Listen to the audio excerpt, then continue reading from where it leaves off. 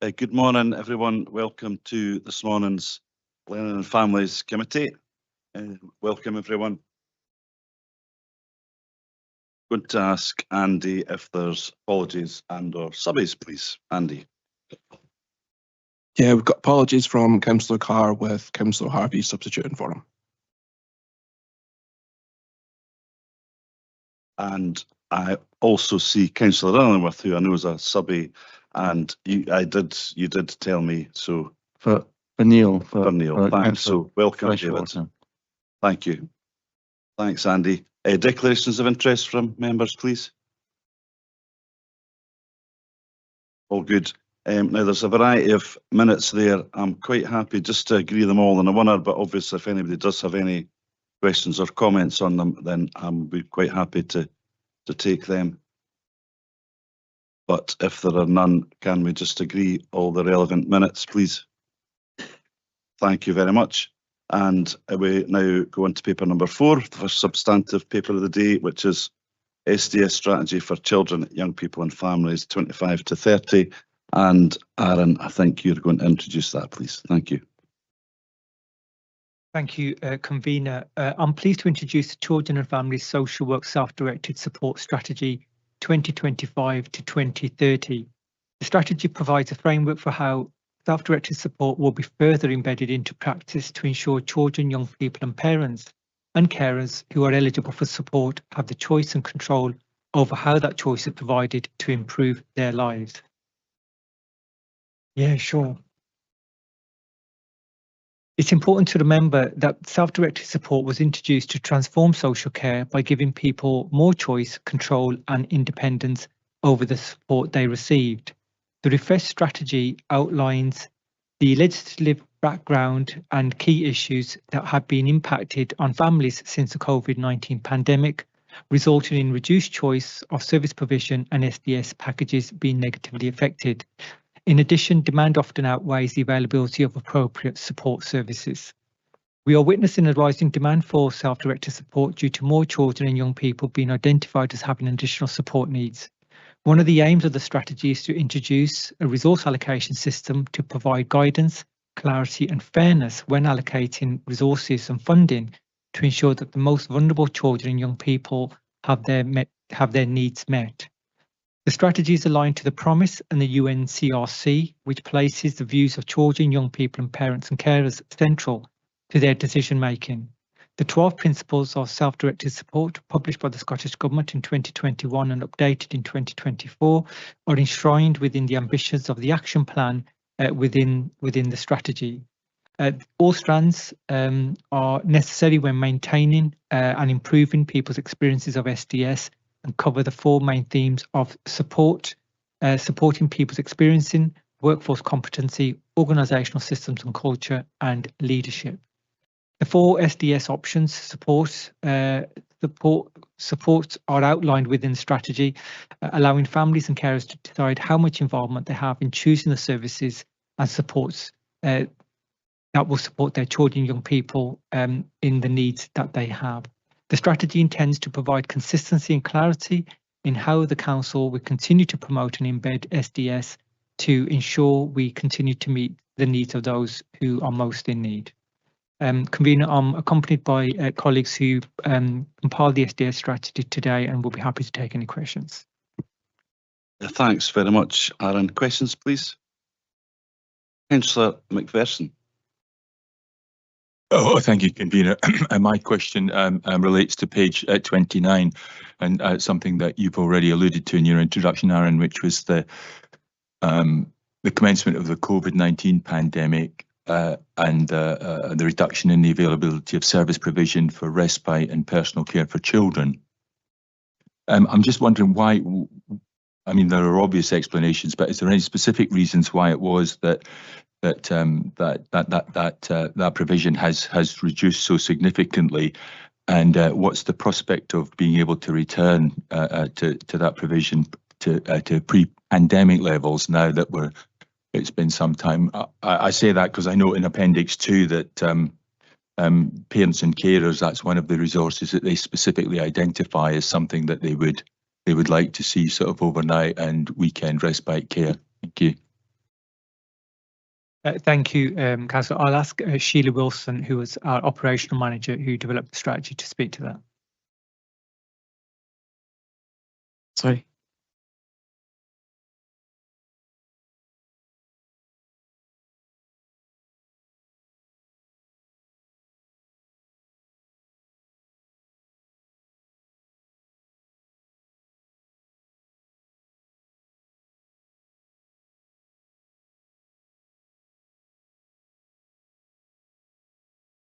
The technology's dodgy in the morning, so don't worry about it. We'll get there. Is that it now? Yeah. So yeah, really relevant question in relation to provision. I think one of the answers to that is around the carers aren't there anymore, to be honest, and the adult services carers have increased over that time, and it's taken away from the availability of carers for children and young people.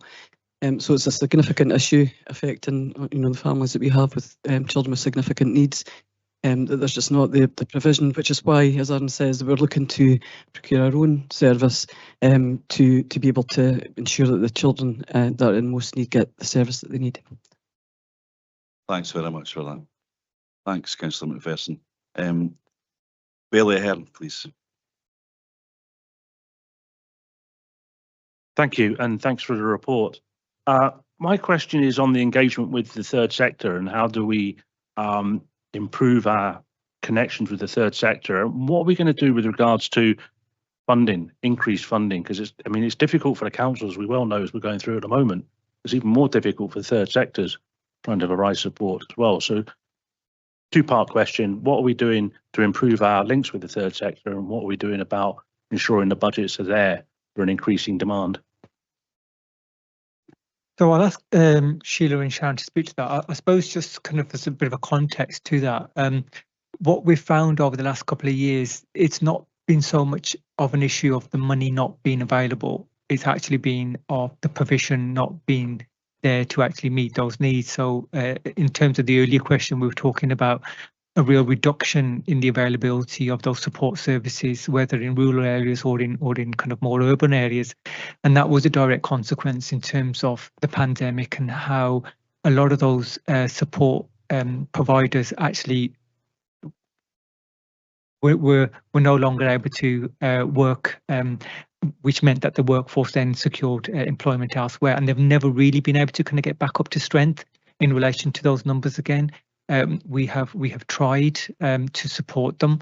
There's been significant issues. One of the big issues we had a number of years ago was when the Care Inspectorate changed their registration requirements, and that placed greater onus, I suppose, or more onerous requirements on individual care providers, which resulted in a lot of them coming out of the market. We've never really had that number come back in. Again, we have been trying to tap into colleagues within our wider Tayside partnership to see whether or not some of the providers who are operating in Dundee and Angus would kind of come over the border into Perth and Kinross. But it is an issue of economies of scale as well. I suppose, Sharon, it might be helpful in terms of maybe saying something about the kind of consultation we did with parents and how that links in, and then also the third sector engagement that we've had as well for councillor.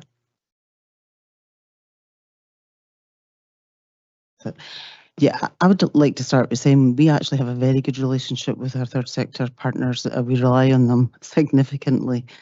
And unfortunately, during COVID, when they were restricted in their ability to get carers, they were also committed to fulfilling a lot of the contracts they had with adult care. And unfortunately, that's just the way things work. And it's never, ever gotten back to pre-COVID times, if you like. And need, as you all know, post-COVID has risen. I can't remember what you said, Aaron, about you wanted me to speak on, but I really do think that we have good relationships in terms of particularly around things like MASH and working together. We bring things into the system, they go back out to our partners if it's relevant. Yeah, no, thanks. Thanks, Sharon. Bailey Ahern. Yeah, just to follow up on the two answers there, and you said there was, since the pandemic, we haven't got the numbers back in to provide that support, and I think you both just sort of clarified that. When are we at a point where we don't have the resources to fit the demand? I mean, are we close to that, or how do we attract more people into the service? That's a good question. That might be a difficult one to definitive the answer, but Sharon, please. I think that's why we went out to consult with the families that we work with, because we were quite transparent with them around the journey through COVID and where we are and where they are in particular. And we had a discussion around the SDS and the SDS budget and what they wanted us to do with it. So that was why we've gone down this route of, well, not because of the strategy, but actually the commissioning route of buying in a service for respite. Now, it's not overnight or weekends, but it is a creative type of respite that we can manage instead of them, because what comes along with SDS is a lot of administrative functions that parents quite plainly told us was a lot of work for very little, and actually a lot of the administrative functions, including payroll, accountants, insurances, all cost quite a lot of money, taking away from the little money they have. So, yeah. Thanks, Sharon. Aaron, thank you. I suppose just adding to that, one of the challenges that we did have was that although we were allocating SDS funding to families, they weren't able to spend it. So they were being left with quite significant amounts of underspends year end, and that was because they weren't able to secure the supports and the services that they needed. And as Sharon said, what we did was we consulted with families and were really honest and said, you know, within a position where the market conditions just aren't there for providers to come in, how do we look to change that? And I think families were really quite pragmatic about saying, actually, what might be helpful for us to do collectively is to actually agree a purchasing of a block contract with a provider. So it provides the contractor with an economies of scale to come into Perth and Kinross, and then also allows families the flexibility to actually purchase from that block provider. Now, there are some nuances in terms of choice and control and all those bits and pieces, but we recognise actually that there needed to be some type of compromise in terms of creating the market conditions to allow that to happen, and the families were on board with that. So that's the kind of current stage we're in terms of procuring that for families, because we recognise there's unmet need, and we'd rather the money be spent on those who actually need it, opposed to it being in an underspent position. Thanks, Aaron. Thanks, Billy. Again, Councillor Shires, please. Thank you, convener. I've got two questions. I'll do one and then come back. Yeah, I think so, if that's okay. So my first, I thought the report was really interesting, really kind of easy to follow, and I thought the case studies were really useful examples. My question's around the rurality of Perth and Kinross and the specific challenges that presents, and do we have a kind of, I don't want to use the, it's not like a second class kind of system, but are people who live in more rural parts really the ones that are suffering, or is that not the case? Thank you. Thank you. Yeah, certainly we're aware that in the rural areas, that's often, where people are left in greater need because of that. This year we managed to put some extra money into our pass and ship services to be able to go out into likes of Blairgowrie, etc., to be providing support actually locally, and that's something we're really aware of. We want to do more of across the whole of Perth and Kinross. Thanks, Gina. Councillor Massey, I think, next, please. Okay, thank you. Thank you for the report. I've got a question on unmet demand and need. Is there currently an unmet need, and how will the SDS strategy help to address this? So I suppose just kind of starting off that question and then passing over to Sharon.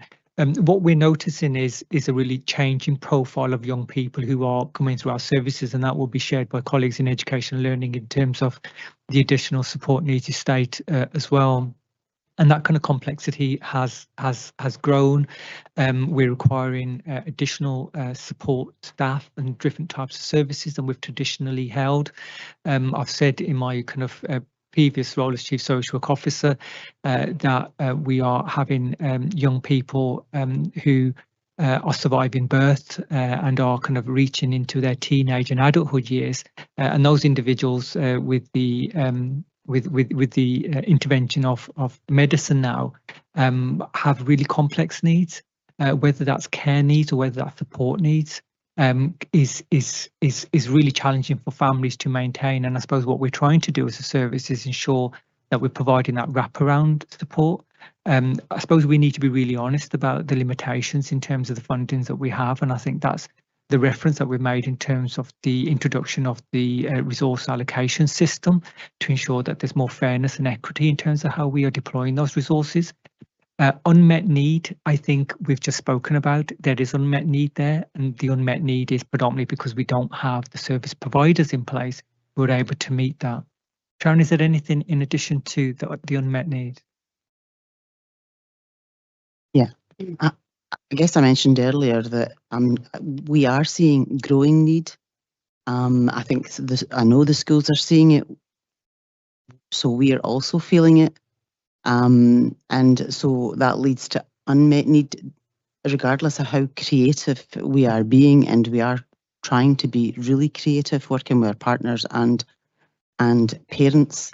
I'm not sure how we get away from unmet need, but what the strategy does is gives us some direction and a route map to being consistent and fair. And I think that's really important for parents. I think that the allocation system that we're looking at, and we're working with partners across Scotland around what they're doing, around how resources are given to families according to need. So I would say, yeah, there is unmet need, but the strategy is about direction for us and providing consistency and fairness. Thank you, Sharon. Councillor Shires. Thank you.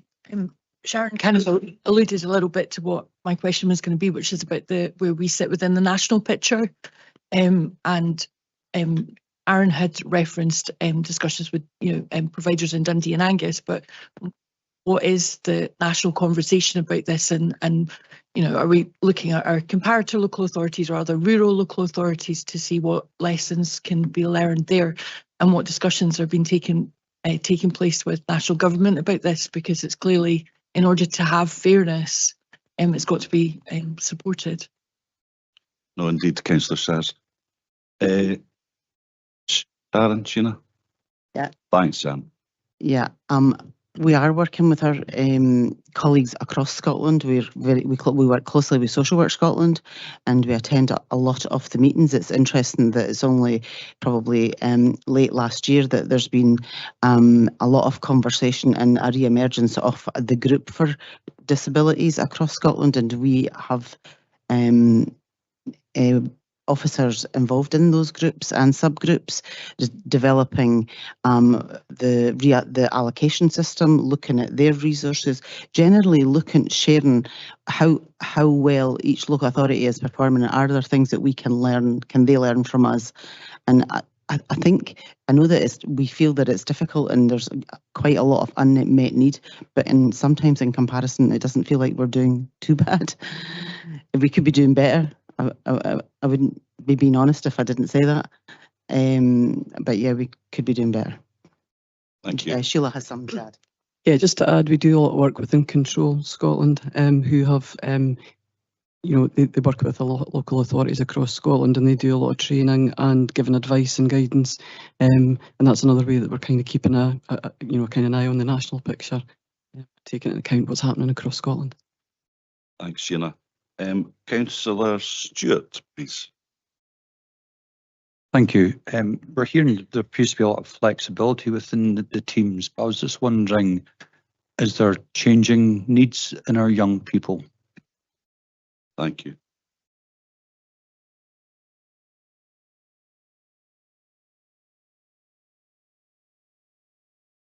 I suppose I would just say that there seems to be a whole lot of real complexity coming through with the young people that we're working with now. Probably it feels like it as a much more complex picture in terms of the young people that we're seeing now, and I think maybe that is a throwback from the last 5 years, really, I suppose, in terms of what was happened to them in their lives. So yeah, I would say there is a greater need and more complexity. Thank you. Councillor Duff, please. Thanks, convener. I was looking at the table on page 41, which is the sort of breakdown of the self-directed options, and there are 4 there. And option 2 is one right at the very bottom. There are no choices where people have identified their options or identified their needs by the service user and arranged by social work. Elsewhere in the report, I think those who do the sort of direct payments say that they're quite frustrated by the amount of time that they have to spend trying to sort out their self-directed support. I just wondered, if that was the fact that option 2 isn't used at all, whether that was a kind of genuine choice, or there are some kind of barriers there that don't make option 2 a good choice or a clear choice. I'm not quite sure if you understand my question, but I just wondered if there are barriers there to people identifying their needs and then them being arranged by social work under option 2. I think that's a very fair question, Councillor Duff. Sharon? Yeah, I think that their needs are being identified. I think that the difficulty probably is that they don't know what resources are out there for them to choose from.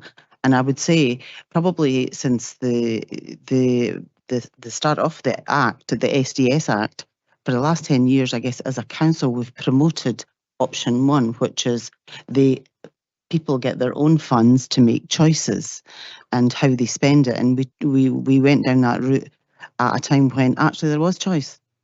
And there was things that people can say, well, I want to use this for this, and this will help me achieve A, B, C, and D. We're in a different world, and so with the contract that we're hoping to conclude probably for April, that will promote option 2 much more, because we would be saying to parents and young people, this is an offer, you can choose it, and or whatever else is on offer, and they would engage directly with that organisation. We would just be buying it in. Thanks. So it's a shift in direction for us completely. Thanks, Jan. Thanks, Councillor Duff. Last question, Councillor McPherson again, please. Oh, thank you, convener. Aaron, my question was, you mentioned that a consultation was undertaken. I just wonder if it's possible to have a bit more detail on that and what sort of things were said. Thank you. Thank you. Yes, so the consultation took place last February. Over a 2-day period, we had an evening with carers, parents and carers, and an online event. And it was really about just what we've talked about today, about what has been the barriers to them in accessing their SDS, what's been the good things, the bad things, the things that have been successful or not. And that's where they told us very clearly that actually buying in their own service wasn't always, although they loved the idea about having choice and control, which obviously is what SDS is all about, there's a lot of hard work that goes along with that. And that just the bureaucracy, the paperwork, the fact that they're employers of their personal assistants, it puts an awful lot of pressure on them. So what they told us about was that they needed more respite, that they needed respite that was flexible, that they needed respite at weekends and in the evenings when sometimes it wasn't available. So that's all what we're taking into consideration when procuring our service that we're doing currently. Thank you very much. I'm going to move the paper now. Before I do that formally, I think there were some really pertinent questions there from across the chamber, so thank you. And I think there were some really good, honest answers there. I think the answers to the questions actually reflect where we are, that there's lots of good stuff. We're doing well, but we're not trying to paint too much of a rosy picture because there are many challenges. And I think the questions and the answers reflect that, so that's a good thing, I guess. So the Self-Directed Support Strategy 2530 provides an updated framework to support children, young people and their families across Perth and Kinross who are affected by disability. It comes at a time when we are seeing a rise in the number of children who are identified as having additional support needs, which is a topic much discussed in this committee. The refreshed strategy builds upon the positive work of the previous strategy by focusing on identified areas for improvement and incorporating the 12 standards outlined in the Scottish Government's updated SDS framework of standards. The strategy is underpinned by the principle that families have the right to direct social care support to meet the needs of their child, and that they should be involved in all the decisions about their child's care. The fundamental aim of the strategy is to work in partnership with families, crucially, to ensure that they receive the support they need at the time they need it and for as long as they need it, whilst offering choice and control about the services they receive. The strategy aligns with national guidance and local priorities, and crucially is informed by the views of the children and families whose lives it aims to improve, and that really is the whole point of the strategy. I think you are asked to endorse this refreshed strategy, please, and I'm happy to move that we do so. And I'm going to ask Councillor Frampton to form the second. Happy to second. Any comments on the paper, or can we agree it? Councillor Shars will have a comment first. Thank you, though, Bailey Hearn, for getting in before me. Just to echo your comments, convener, it's a really interesting paper, and I really appreciate the fact that it didn't try to, and we heard that from your responses, that we're not trying to, gloss a situation, but being really honest about where we are, and also really appreciated the fact that there's been that flexibility to support those that live rurally and for whom challenges can be almost exacerbated by the nature of where they live. So just like to thank everybody that's involved in it, and for all your efforts, because this is really supporting those who really need it the most, and we'll just onwards and upwards and do what we can to support and making sure that the national conversation keeps happening as well, because I think that's really important. Thank you. No, I think you're right there. I think there were lots of good points there made about national discussion and the problems of rurality, etc. So thanks for those comments. Councillor Shars, as I always say, and it's genuinely meant, if you can take our thanks back to the teams, because it's really important work. And actually, the next paper we're going to ask Fiona and Neil to come up. I think, and elected members ask for that. But I think next year, I think maybe we'll have you at the top table as well. But in the meantime, thanks for those really good answers. Much appreciated. Thank you. We'll move on to paper 5 now, which will be introduced by David McCluskey.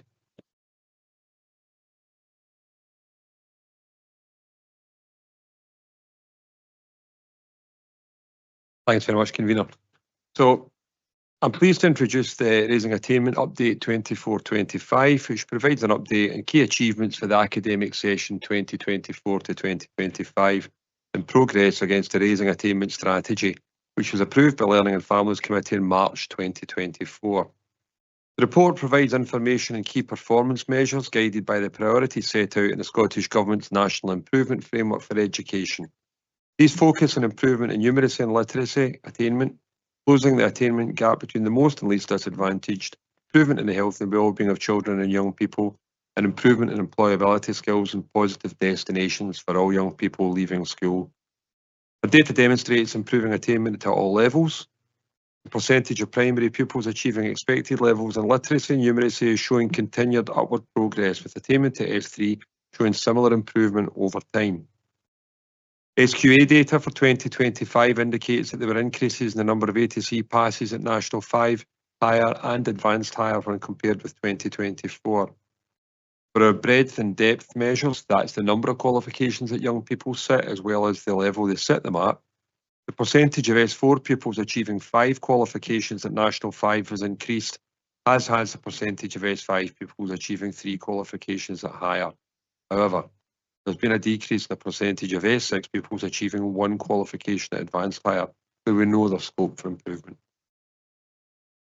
In terms of the poverty-related attainment gap, there's been very good progress in early years, with the gap between SIMD Quintile 1 and Quintile 5 children meeting all developmental milestones when entering Primary 1 has reduced by 8% in 24-25. And historically, to be fair, that had probably taken a bit of a dip in previous years. In primary literacy, the gap has widened, while in numeracy it has closed slightly.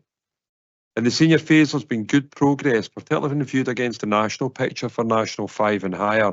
However, there's to be work to be done at advanced higher level. For health and wellbeing measures, our attendance data has improved slightly, but this is still an area of focus for our service and there is much improvement to be done. Work's also been undertaken in relation to exclusion data, which has also shown a slight increase in the past 12 months. 16 to 19-year-olds' participation in positive activities has increased over the last year. It sits positively in a national context, but again remains a focus of much multi-agency work around this critical outcome. There's evidence that the actions from our Raising Attainment Strategy and the Education Improvement Plan 24-25 has improved outcomes for children and young people in terms of attainment through the lens of both excellence and equity. Happy to answer all questions. I am going to ask, and if question-related members, I'm going to ask Neil Craig-Collins and Fiona Mackay to join at the front, because they'll answer questions and it saves you craning your neck and turning round, if that's okay. So I think we'll get a couple of seats at the back. Yeah, no, thanks, David. I think that was a request by an elected member, but whoever it was, it makes perfect sense. We should have done this 3.5 years ago, quite frankly. I'm not sure quite why we didn't. But, yeah.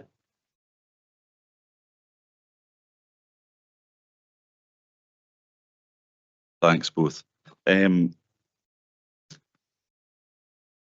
you a minute just to get settled.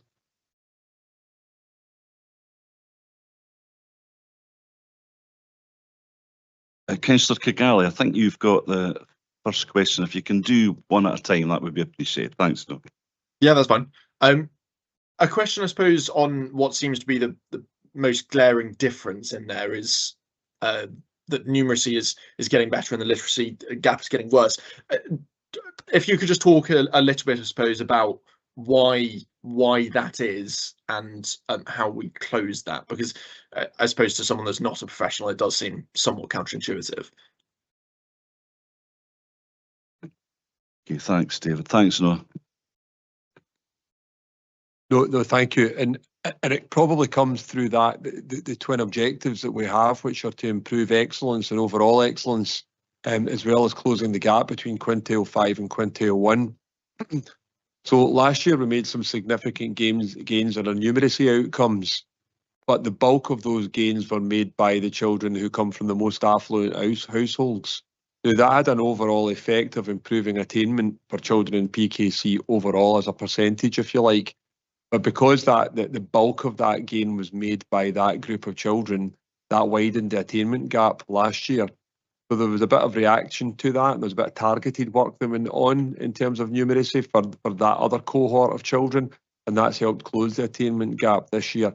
I think what we're seeing in literacy is what happened in numeracy last year, but less dramatically, because to some extent, we knew what had happened the previous year.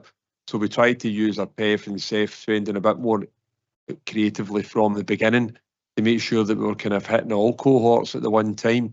But nonetheless, I think there is something about, and we see this in our data again and again, and it's probably a national picture, that when you do put in universal offers to improve outcomes, they have the greatest effect for those children who are best placed to take advantage of those. And that can have a perverse effect in terms of not only the deprivation related attainment gap, but also youngsters with ASN as well. And we have to be really mindful of that and ensure that we're kind of mitigating that as we move on. So it means that sometimes in terms of that attainment progress, the journey can be a bit higgledy-piggledy. And it makes that mission of closing the poverty-related attainment gap a really tricky one. I met with the independent professional advisor for the government the other day. We're having exactly that same conversation. So yeah, a good question and a wee bit of a naughty problem for us, I think. Thanks, David. Thanks, Noah. Bailey Hearn, please. Thank you very much. My question is on care experienced children and young people. I'm aware we're talking about a small cohort of individuals, but they are the ones that are there through no fault of their own and are sometimes in a really difficult position. I know work we've done in the justice side with children that have family members in prison. We've introduced things like the child impact assessment and doing a lot of work with them. And I would imagine a few of them fall into the figures we've got here. But regardless of what year you look at, P1, P4, P7, S3, we very rarely ever get above 2/3 achievement. So you've got quite a significant group that aren't achieving. So what can we do to improve that percentage? I know we have done since 2020 and 2021. We've gone from the likes of the low 20s, the 18% of P4s, and we've gone up to near 2/3. But what can we do to improve that? And you spoke about positive destinations. What can we do to try and improve? And do we actually look to see what destinations they go into? And I think, I'll get you to answer that. I think it's a great question, and my layperson's experience of this particular cohort of people, I think, means that achievement's relative and might mean different things to different people. However, we shouldn't limit our ambition for care experienced young people, that is for sure. So I think it's a fair question, Fiona. And it is a frustrating one. I recognise that for a lot of people, because we're not talking about a big number of children and young people either. However, their lives are often very complicated, and readiness to learn when children come to school sometimes is not where they're at. So quite often the time is often spent helping them to be regulated and to be able to engage with the school community as a starting point. And then we need to build on that to be able to engage them in the more academic work that can often be quite challenging when they're not feeling in a good place. There is the Care Experience Children and Young People Fund, which is the kind of PEF alternative that comes from the Scottish Government as part of the Raising Attainment drive, is spent in different ways. It's not directly on some of our subject areas as such, but it is about supporting young people in terms of their engagement with school. Well, particularly this year, one of the bigger successes, I think, has been the Champions Boards that have been set up in all of our secondary schools. And that provides a space where children and young people who are care experienced, and we use care experience in the broadest sense, that involves children who have previously been care experienced or looked after, as well as those that currently are. So it is trying to be as inclusive of people who have been impacted. Those groups have been really successful. They've been supported by youth workers that have been established, or we've extended the youth work team with that funding that we've received. Well, when I say we, I'm using it in the royal we. It is Services for Children, Families and Justice who provide those youth workers who work within our schools. So it's about looking at the joining up of the supports that we can provide, and for children who are care experienced, to be able to get them in the right place. I think that's why it's opportune, actually. We had the SDS paper here today as well, because the overlap between our services in terms of supporting these families, because we need to support the whole family if we want children to be in the right place to learn in school. I know that doesn't directly answer the question in terms of how are we going to make that difference. I think that we also put quite a bit of time into understanding the data around our looked after population this year as well. So we have a promise improvement lead who is in post, who has the responsibility in terms of tracking and monitoring all of the attainment of our young people. And that includes our young people who we are corporate parents for, but are living in another local authority and educated in a school in a different local authority. We've now got much greater oversight and links with all of those young people, and they're quite a significant number of the children and young people. What we have in front of us in the paper are the results of those children and young people who are within our schools, and that will also include children and young people who are looked after by other local authorities, but are placed here often in foster or kinship care placements. So we do have a bit of an overlap around those children and young people who are the responsibility of our social work service and others. The schools themselves are now in the process of identifying leads within each school who will take responsibility for care experienced people, and we're bringing them together as a network to look at how we increase training and support, and therefore the support that they're able to provide for children who are care experienced. That will build on the trauma-informed training that has been rolled out across all of our schools. So through the combination of these areas, we hope that over time we will continue to see increases in attainment, whilst recognising the numbers are really low, therefore the cohorts can fluctuate quite significantly, and it doesn't take much to change the percentage in a negative way as well as in a positive way. Thanks, Fiona. Thanks, Bailey. The only thing I would add, I think it's important that the way that members right across this committee have engaged with our care experience cohort over the last few months has been better, because I don't think if any of us particularly did it before. I'm speaking personally, but I think it's a small thing, but it's really appreciated. I know the event we had here 2 or 3 weeks ago, I think it was really useful. I think it was helpful. I know some members have already made their wee pledge, and it's a little thing. It doesn't, but it's important. So if members of this committee haven't, go up to the councillors' lounge, stick your wee bubble on the bit of paper. I know it's a little thing, but it is appreciated. So thank you. Thanks, Fiona. Councillor Massey, please. Thank you, convener. My question is on page 78 and 80 of our pack, tariff points, and it's pleasing to see that the S5 are performing ahead of the national picture, but I'm a bit concerned that it says later on that we're not performing well in the highest 20%, and we're also in the middle 60% lower than the virtual comparator. Can you give me any indication how you are intending to improve this attainment in S5? Neil, probably. Thank you for the question. Our strategic approach was to initiate a senior phase curriculum review, and we also have the national work on the curriculum improvement cycle, which is to be implemented in January 27.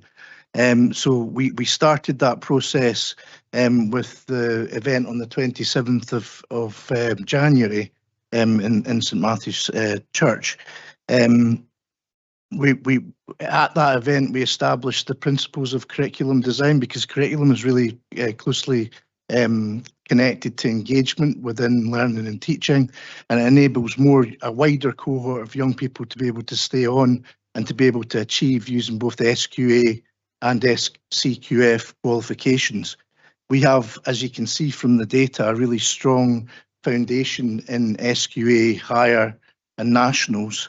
The plan will be to look to raise a broader cohort of attainment by looking at the full suite of SCQF and looking at hires as well, alongside improving learning, teaching and assessment. We'll be introducing new work-based industry qualifications sponsored by universities and by colleges. And we look to introduce things like foundation apprenticeships and national progression awards. These are done in partnership with business, industry, unis and others. We have a number of pilot qualifications that are brand new, and we've had a really close look at the Aberdeenshire model, where they have over 1,000 young people in the senior phase completing level 6 qualifications that they otherwise wouldn't have been able to access. So for June 2026, alongside the traditional foundation of 5 hires and S6 attainment, we'll be introducing IT software competitive gaming with Abertay University, a civil engineering global infrastructure award at level 6, which is recognised by Edinburgh University and Glasgow University as a higher A. We have Dundee with us in Abertay and UHI. We're in discussions with them about supporting real life projects. And we have a scientific technologies foundation apprenticeship with Dundee University, where our young people will be learning in the labs every Friday morning at the biochemistry quarter.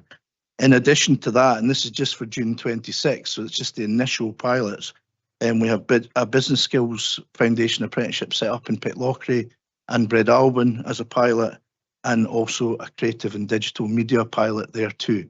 Our longer term aspiration will be to grow that programme to support a wider cohort of young people, but essentially meet the needs of all, which will then lead to raised levels of engagement, greater staying on rates in S5 and S6, and improved attainment ultimately. Thanks, Neil. Thanks, Councillor Massey. Councillor Shires, please. Thank you, Convener. My question's around attendance at school, and recognising that there has been some improvements, which is really welcome. But what more is being done, and are we still optimistic that we are on the right track to actually get children and young people into school? Thanks, Councillor Shires. Fiona, thank you. Hi, yeah, and it is good that we have seen some slow but steady, hopeful improvement. The work that Neil's spoken about actually is quite related to this. I think that, as I said earlier, in relation to care experience, children and young people, a wider body of children and young people need to be feel that school is engaging, and we will attract people to be able to put the time, the effort into what sometimes can be quite a lot to think about in terms of coming to school, depending on how children feel.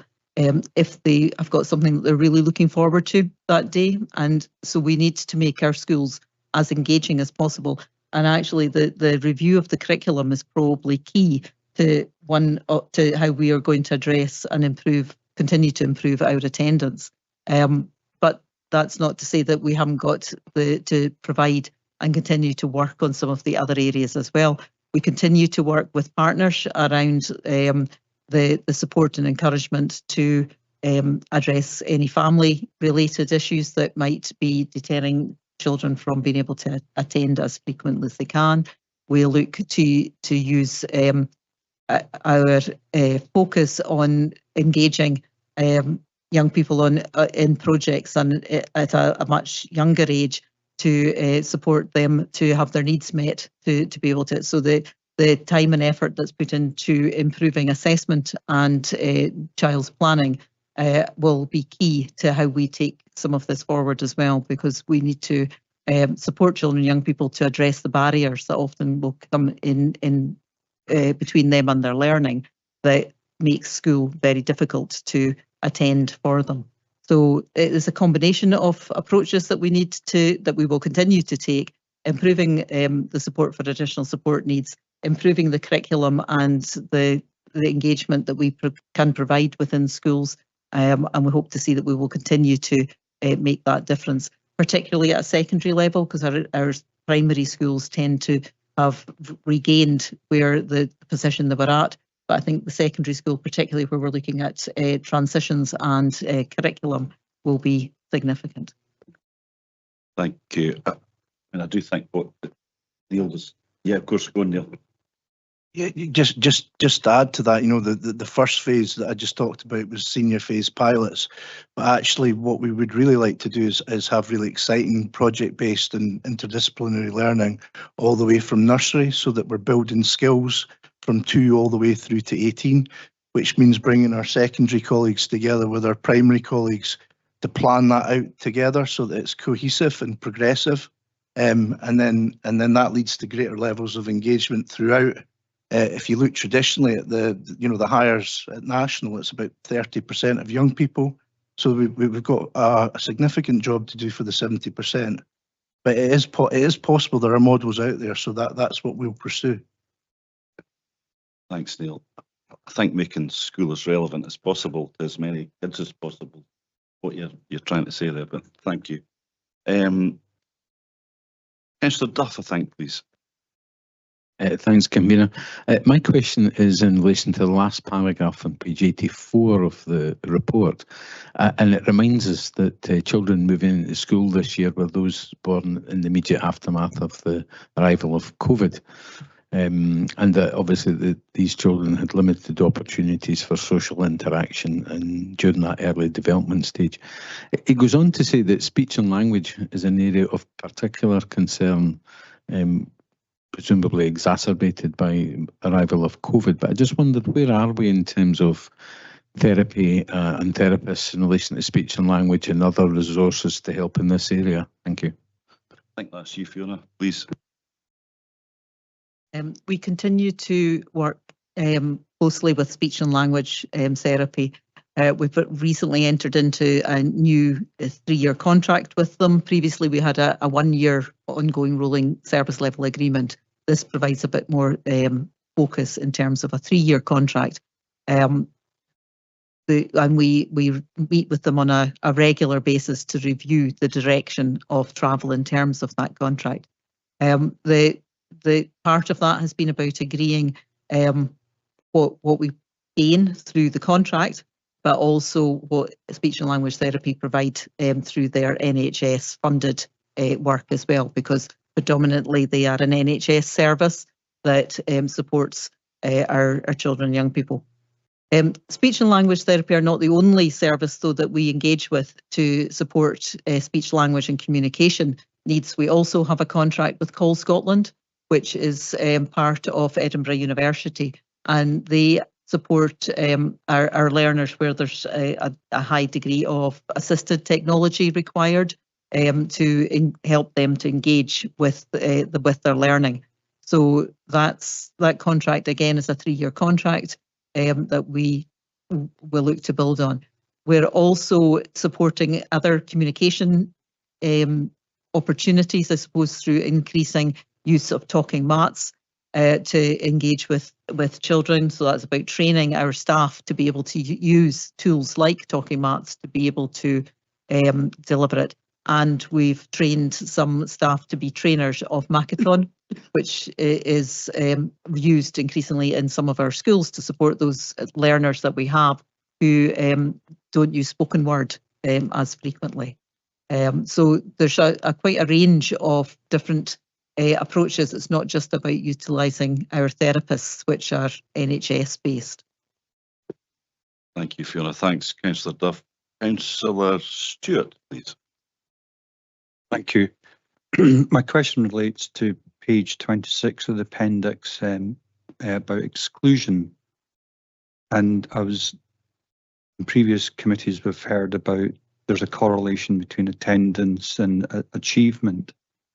And we hear that there's a lot of work done trying not to exclude children, but I was wanting to know how do they share the best practice and what kind of work is done before and once the child's excluded with carers and parents to support the children's continued learning, particularly with the high figures of additional support needs that kids.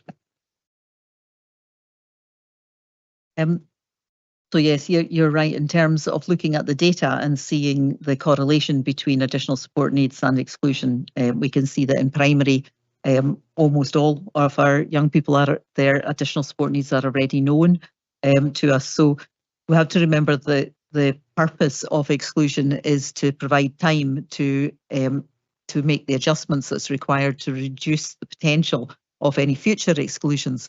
So exclusion should only be used in a situation where we're currently unable to meet the needs of that young person in terms of either keeping them or others safe. The adjustments then that are made to planning will be very specific to the individual, but they should always be with a focus of improving the situation for the future. I think that a lot of work does happen before exclusions because our head teachers are very mindful of the guidance that we have and are bought into the guidance that we have in terms of trying to ensure it's a last resort. Therefore, the focus on trying to address some of the kind of core problems in advance is key. Again, I think we keep coming back to the bit that we need to look at our universal offer within schools as much as anything to engage our young people so that they're not getting to that point where situation has deteriorated to lead to an exclusion. That can be about our environments. It's not always in relation to the curriculum, although the curriculum is absolutely key to this, but also to our learning and teaching approaches and to our environments. And we know that for some of our environments, we need to continue to work to improve them. And I would say that's particularly, we're looking at that this year at a secondary level, and where we see our exclusions often higher. We recognise that the number of relationships that young people will have when they move into secondary is quite different to what they've experienced in primary. The amount of, or the scale of the building and the busyness of it all can often be quite a challenge. So again, these are areas that we are continuing to work on through the ASN transformation project or projects, because there are a number that come together to support that as we work with it. So trying to get behind what the reasons are as opposed to responding just to the event. David? Yeah, I suppose just an addendum to that, you know, in terms of exclusion, basically all exclusions are done, it comes to me, and head teachers are empowered to do that on my behalf, and we've got a really clear set of frameworks round about that, and ultimately it's often about safety. So exclusion is something that sometimes is necessary, but what's also necessary is that head teachers feel really empowered in that, they're really clear about the parameters that sit round about that, but they also have really creative and constructive conversations both before the event, especially before the event, and sometimes after the event as well, just to provide that clarity moving ahead. Thanks very much. I think just very briefly I'd add with the committee's indulgence, because I know, and it's related to what we were speaking about before in terms of engagement. I know two boys in primary schools in Councillor Massey's and I's ward in two separate schools who were continuously excluded until the football started again. The threat of not playing in the football team for two very different individuals is far more powerful than the threat of exclusion. And I think it is really, so the engagement and as a result of the football, they now sticking at school. That's a really terrible phrase, but I can't think of another one. So, but I think that's real life examples of things that we speak about here. So thank you for that indulgence. Councillor Cuthbert. Thank you, Convener. I see education as preparing young people for their future lives, etc. I'm just wondering, in terms of our approach, do we approach businesses to identify what needs they've got and then channel children, if you like, towards those sorts of things? I'm thinking particularly back to the last paper in terms of personal assistance and that sort of thing. Do we channel children into that direction and give them the training they need, so driving tests and stuff like that, so they can actually drive around and do the PA stuff? It's just, what do we do? Well, I'm fairly sure that Neil wasn't exclusively employed for that task, but I'm pleased, and with respect to this task that's here, Neil. Yeah, you know, absolutely. So we're looking at the national labour market intelligence in terms of where the future jobs are going to be and what skills are required, and we want to start developing those from primary on the way up. The OECD in 2024 produced a paper on career education across 5 countries, which proposes the type of system that we're proposing to you here in Perth and Kinross, where we look at how we develop those meta skills, how we prepare people for learning, life and work, and then we give them an experience all the way through their education, but then we give them excellent qualifications that are linked to businesses in the senior phase. So those are co-created with the businesses based on what they're saying that they need. Really interestingly, if you look at something like cybersecurity, they don't talk hugely positively about the higher computing, but they do talk really positively about industry standard qualifications, which we're then building in with their support to the new courses that we're developing. So absolutely, it's done with labour market, industry and university support, as opposed to it being just coming out of the SQA. So the new qualifications are in partnership with others. Yeah, of course, Dave, carry on.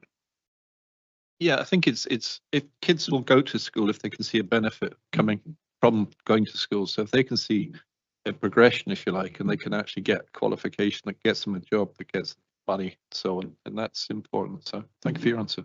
No, absolutely, Councillor Cuthbert. David?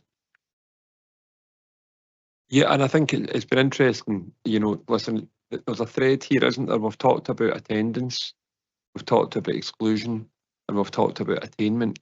And in all three, I hope the flavour that you get is, we're looking really closely at the pull factor.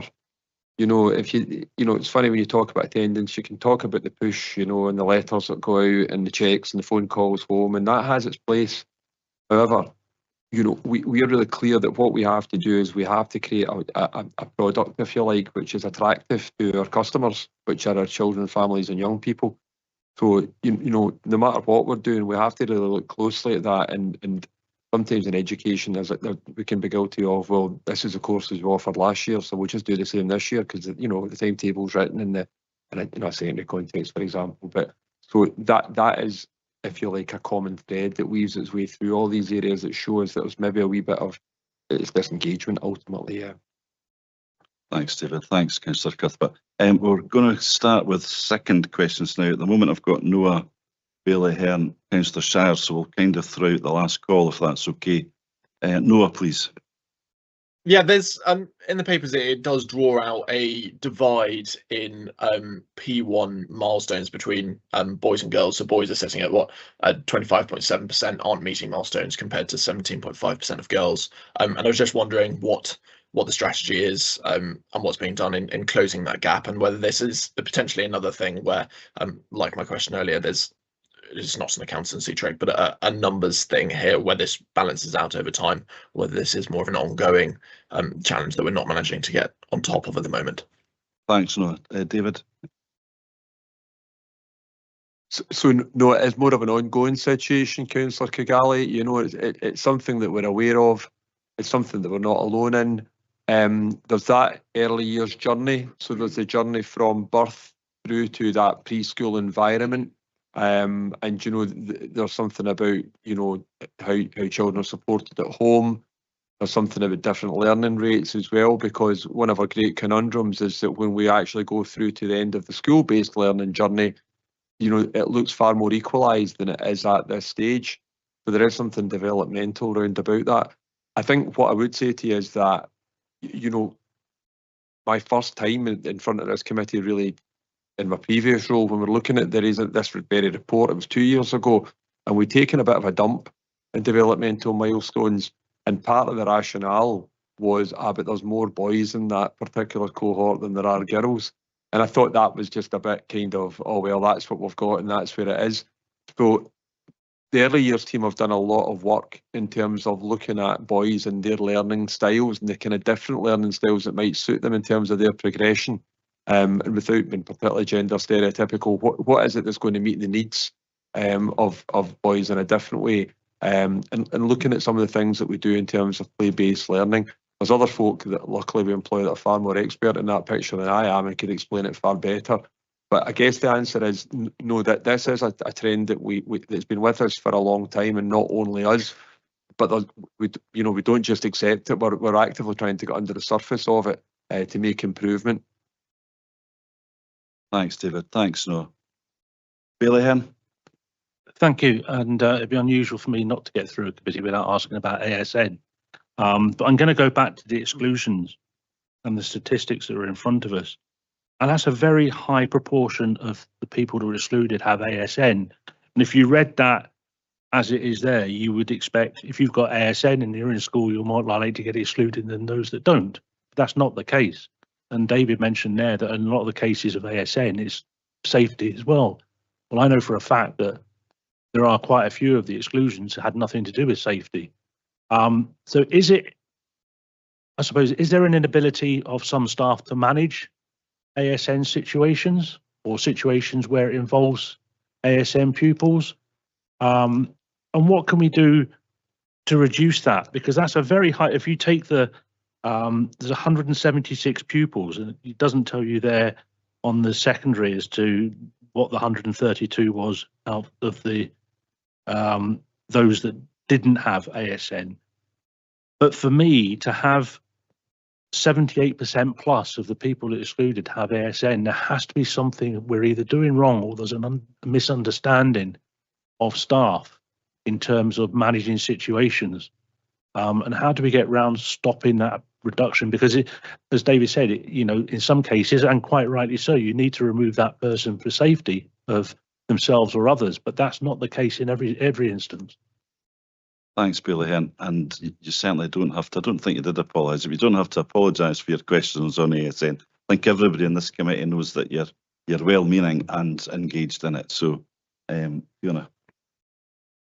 I suppose I would start with reiterating what I said earlier, that the purpose of exclusion is it isn't a punishment and it shouldn't be used as a punishment. It is used to provide the time to make adjustments to planning.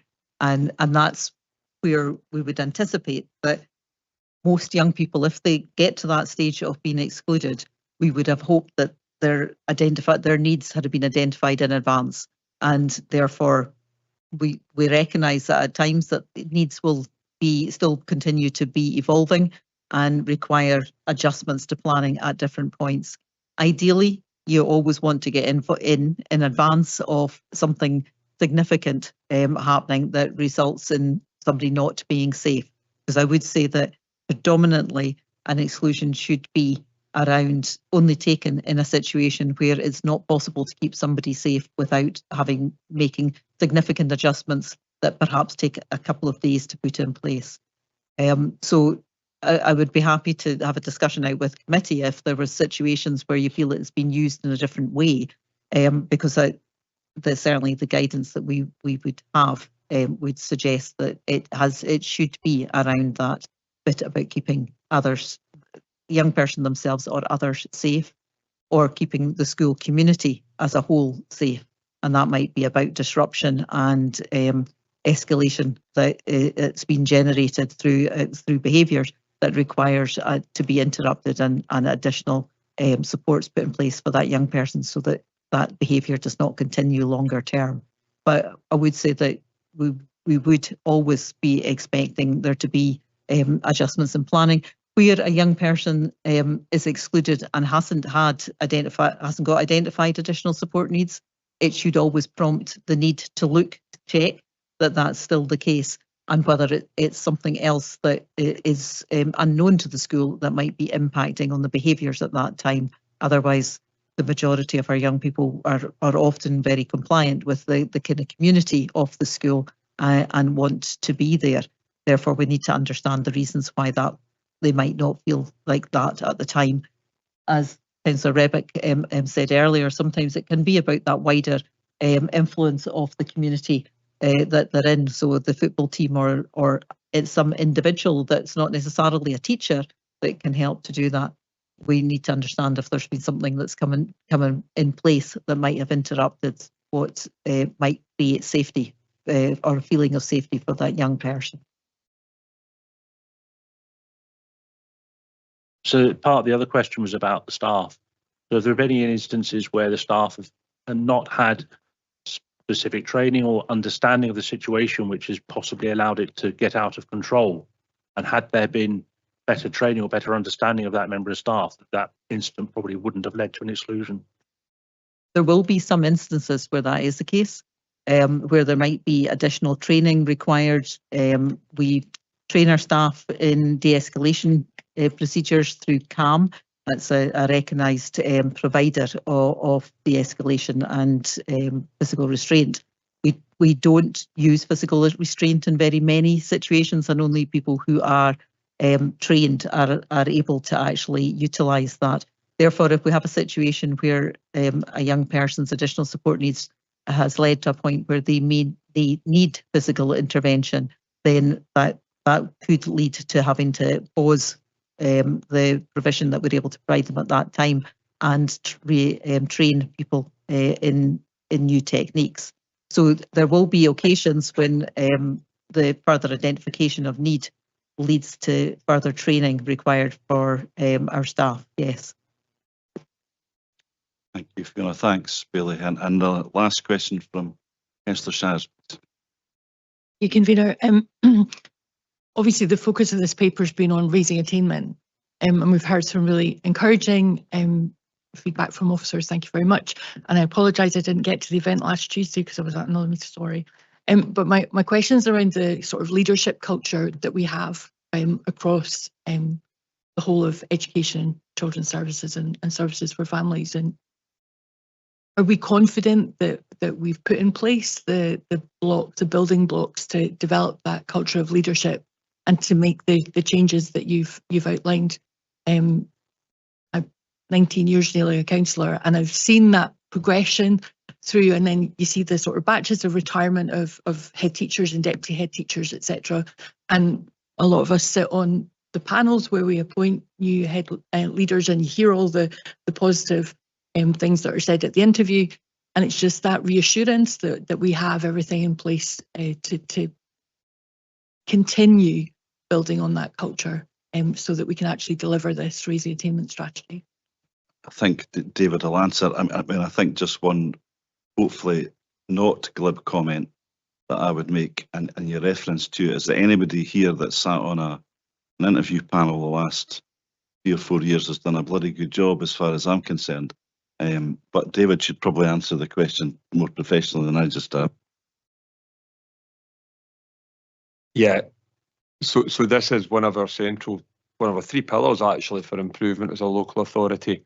And you know, if you start me in this, we could be here a long time, so I'll keep it really brief. The answer is yes. I've got confidence. I've got confidence in the people that we have. I've got confidence in our processes to get the right people. And as convener said, we are recruiting really good people to lead our communities and the schools within those communities. And I think that's a really important point to make. Our schools are communities in and of themselves. Some of our schools create their own communities. I was up at Perth High the other day. You know, it draws many of its young people from the cars. Perhaps they spend more of their leisure time in Dundee they do in Perth. It's really important these places are communities, and that's really crucial that moves ahead. We have excellent people in schools. We get excellent head teachers. They need our support at the centre, and we're here to give them that. But they're fully, 2 common themes of my leadership since taking up post are that I expect all leaders to take 100% responsibility. You take responsibility for what happens in your school within the parameters that we set through policy, and you are fully empowered to do so. And that's been a really positive and refreshing message, I think, for head teachers to actually learn that they have that ability to operate as devolved leaders within that framework to do the best for their community. And I think the other mantra we've had is about curiosity. So we're changing the culture. You know, sometimes in education, you know, we get into a bit of I'm right, no, you're right. But we're actually trying to look at everything that's coming to us and look at it afresh. So I feel like a bit of a kind of blank canvas to what we're doing in terms of what's the future going to look like. And that's not my voice. It's not the voice of the other officers at the table. That's the voice of the entirety of the system.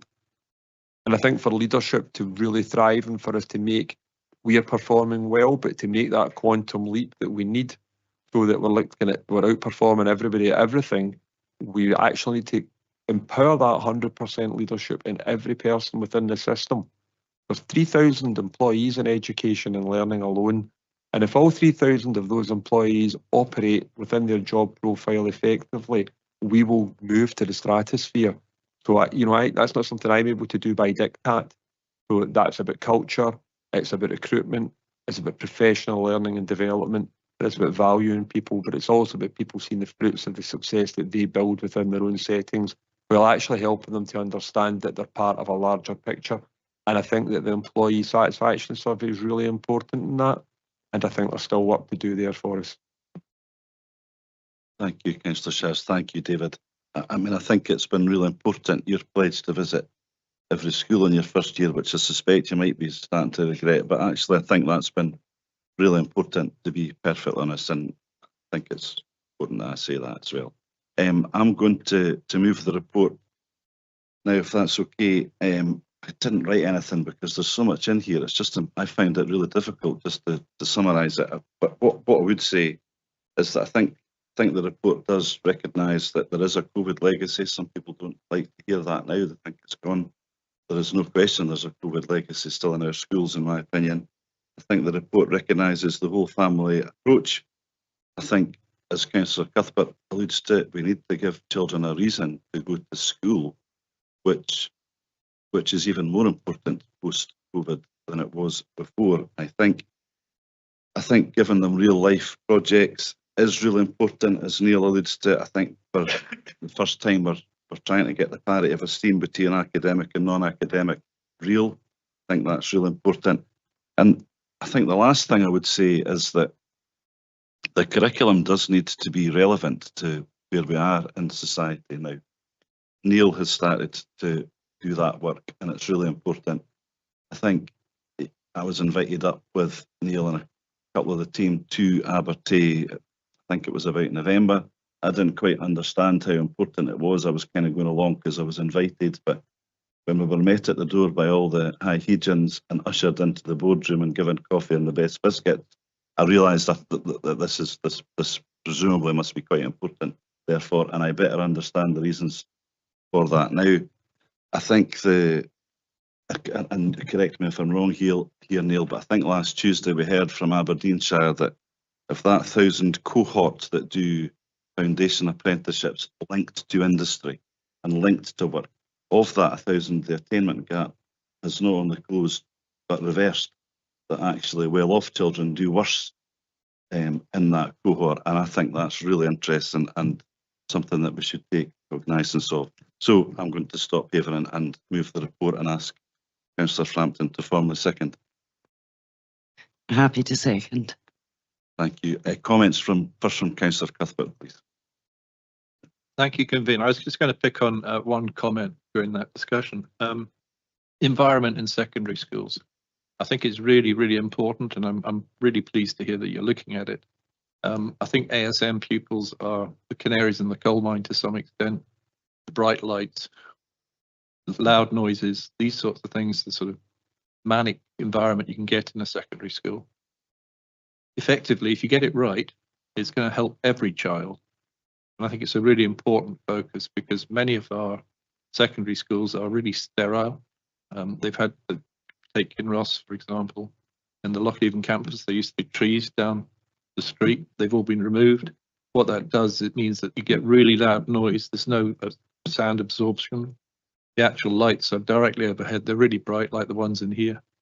And ASN pupils notice those things. Other people don't. But at the end of the day, they come away with a headache and they're not feeling good and they don't feel like they enjoyed school because they don't know why. Whereas the ASM pupils going, turn the lights down, or, you know, make it less noisy. So I think it's really, really important that we focus quite carefully. I think that's absolutely spot on, Councillor Cuthbert. Councillor Shires for the last comment, please. Briefly, Convener, thank you very much to everyone that's put this report before us today. And I particularly welcomed Ms McCluskey's comments about the culture of leadership across all of the 3,000 members of staff, because for us that's the most important bit in all of this, because we can only deliver that continuing to raise standards and attainment if the staff are all bought into it and pulling in the same direction. We have really good relationships through the JNCT, which is really positive, and onwards and upwards on that front. Thank you. Thank you, Councillor Shires. Are we happy to agree with the report? Thank you. I don't want to be too personal about this, but we've got one paper to go. Do we want a comfort break first? No. Okay, thank you. We will move on therefore to the last paper, which Aaron's going to introduce.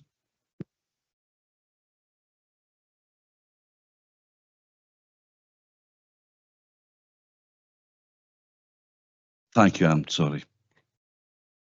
Thank you, Convener. So the report before members today provides an update on the progress made towards the outcomes identified in the Tayside Plan for Infants, Children, Young People and Families 2023 to 2026. Whilst this is a regional plan and the report highlights progress made by our Tayside partners, our focus today are on the achievements in Perth and Kinross during the reporting period 2024 to 2025. Appendices 2 and 3 lay out how partners across Perth and Kinross have performed throughout that period in relation to the 5 commitments agreed in the Tayside Plan. For members' awareness, although the working arrangements across the region have worked well in identifying and meeting the needs, until recently it's become more apparent that this has not always focused on local need. The Tayside plan comes to a natural end on the 1st of April of this year and will be replaced by a single local authority area integrated children's services plan for each of the 3 Tayside local authority areas. This approach has been agreed by the Tayside Regional Improvement Collaborative and was also approved by the Children, Young People and Families Partnership last year. So this change will provide us with an opportunity to target both local and regional needs where appropriate within our integrated children's services plan, as well as engage with our local partners to agree how we will achieve those outcomes. Convener, I have Sharon Cooper, Senior Service Manager, along with me today, and colleagues from Education and Learning if there are any questions from members. Thank you, Aaron. Questions from committee, please? If there are none, quite happy to. Councillor Shard. Is that legacy? No, that's comment. Ignore that. I think at this point I'm just going to ask Michelle to formally move the report then, basically because she does all the work in this area. Thank you. This report shows the progress that's been made in the last 2 years towards meeting the priorities and outcomes in the Tayside Plan for infants, children, young people and families in Perth and Kinross. The report shows that the Children's Services Planning Partnership in Perth and Kinross has worked together positively during the last 2 years to meet the needs of infants, children, young people and their families, ranging from early intervention to meet the needs of unborn babies to the work undertaken by partners to support the mental health and well-being of our young people.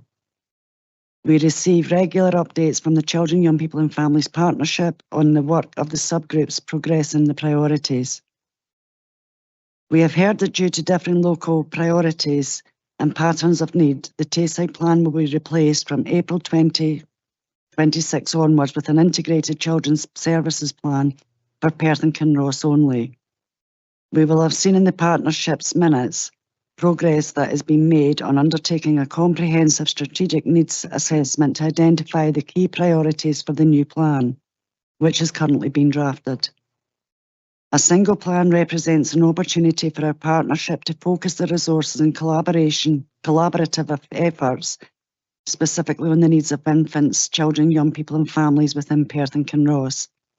Members are asked to note the positive work that has been undertaken to meet the priorities in the 23 to 26 Tayside Plan and to recognise the positive impact this has had on the lives of children, young people and families.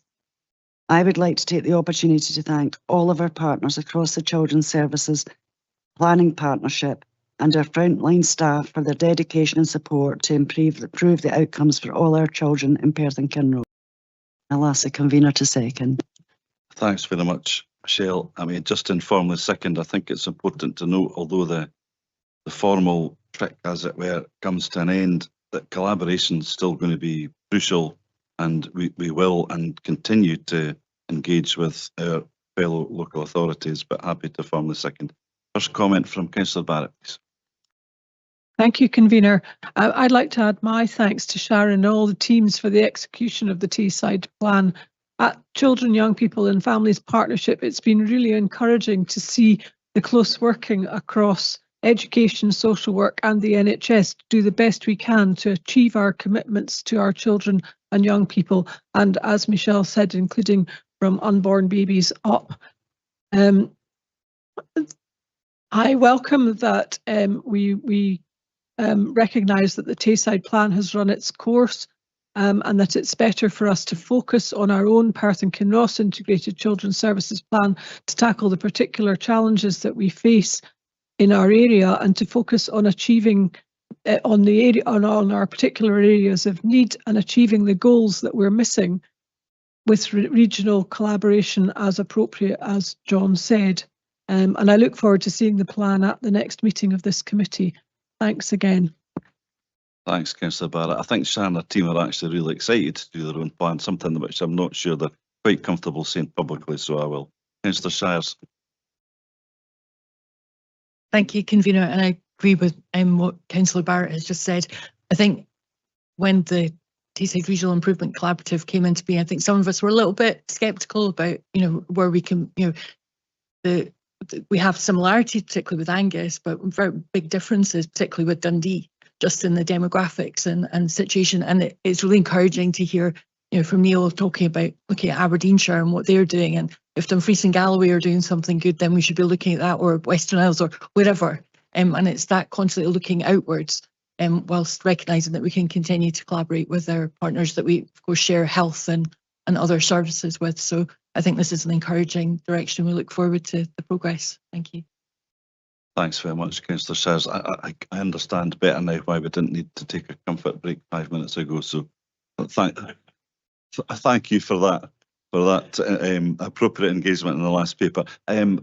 Just before we go, I say this before I mean it. I think the incisive, I think that is the right word to use, incisive and challenging questions that we get from this committee to officers is important, but they're also really respectful and courteous. So it's appreciated. I think that was a good session. So thanks very much, everyone. Sorry, I think we're formally meant to agree the last paper. Can we agree it?